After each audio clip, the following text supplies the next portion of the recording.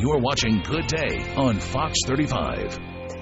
It's 7:30 right now. This morning we're talking digits. We all have a set of them. We need them. But if this set of numbers gets into the wrong hands, our identities can easily be at risk. Yeah, of course, we're talking about Social Security numbers, and the most dangerous places to give it out just might surprise you.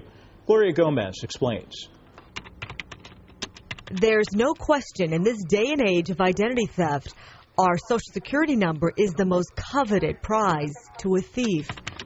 But did you know some of the most dangerous places to give out your personal information are places you and I think are safe? You would think that they would be protecting personal information. Topping the list of most dangerous includes universities and colleges, banks, hospitals, state, and local government.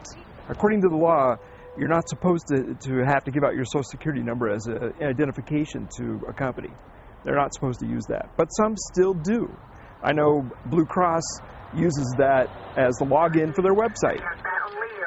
But the reality is you have to give up your personal information to these institutions if you want the service. Although consumer groups say there are ways to protect your identity. Never ever put your Social Security card in your wallet. It could be stolen along with your identity.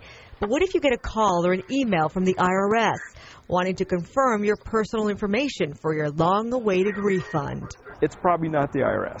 You know, that is probably a scam. That's probably not true. They're not going to call you like that and ask for your Social Security number. It's not going to happen. And a few more reminders. Never use your Social Security number for a password, on the internet, or to write on a personal check. While nothing will protect your identity 100%, safeguarding it when you can will prevent it from getting into the wrong hands. All right, so here's a question. What can you do to keep your Social Security number safe? Here with us now, identity theft expert Tyler Wildman. Tyler, thanks for joining us. Thank you. All right, you said there are 5 things that people at home can do to keep their identity safe. The first thing, taking stock and scaling down. What do you mean? Well, basically, a lot of people carry their Social Security card on them, on their person. They shouldn't do that. If their wallet's lost or stolen, that would obviously put them at risk. And a lot of people have their social written on various things around their house. Maybe they can take stock of where their Social Security is and try to minimize it. All right, so where do you put your card then? If not your wallet? I have 2 wallets. I actually have a money clip that's my day-to-day wallet, and then I have a second wallet. If I'm ever going to need it, it's in that secondary wallet, and it's locked in a safe spot. Gotcha. All right. Play hard to get, you say. Yeah. What does that mean? I think when consumers go into a business or a public, entity, a lot of times they feel obligated just because somebody asks for their social to go ahead and give it.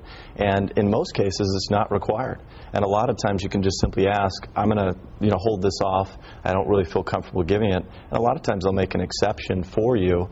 And the Privacy Act of 1974 actually limits certain entities from asking for that information, and they have to provide a disclosure of what they're going to do with it and why they need it if they're going to ask So for pretty much you need to say, why do you need it? Because I'm not really comfortable giving it out. I'm worried about identity theft. Ask Absolutely. more questions. Absolutely. Just ask. Okay. Because you might not have to give it out. Absolutely. I only give it out when I feel it's to my benefit and I feel comfortable. Like where? In what? I mean, obviously, if you're looking you get a car loan, that kind of thing, because they need to check. When they're going to pull your credit. Right. But, places, certain businesses will ask for it.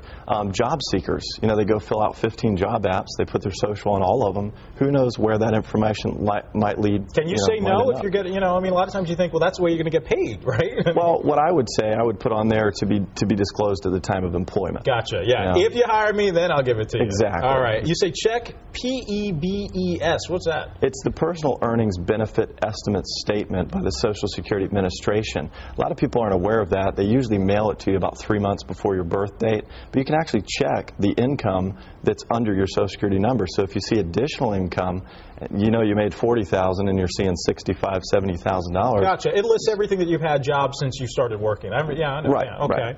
Watch for scammers. Well, a lot of times scammers will fake their caller ID or send you a fake email. And they ask for things like your social. For instance, I could call you right now from the Social Security Administration's phone number and say I was calling, I need to verify your social. In the caller ID, you would see Social Security Administration. However, it could be a scammer just trying to get you to give that Who's up. really going to call you and ask for your Social Security number? But, people might do it, yeah. Yeah, you'd be surprised. Identity Theft Shield, for your company, those can help, but what if people can't afford it?